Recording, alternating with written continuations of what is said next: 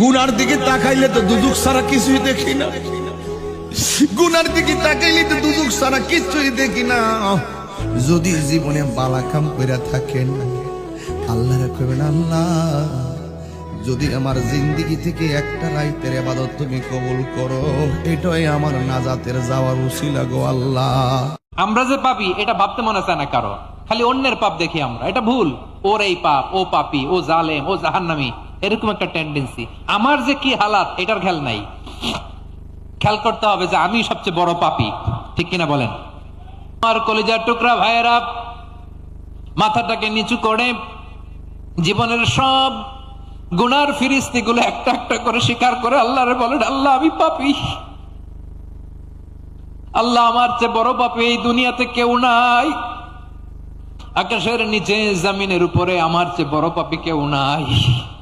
একটা একটা করে আল্লাহ স্বীকার করি আমি পাপী, সব পাপের স্বীকৃতি দিলাম।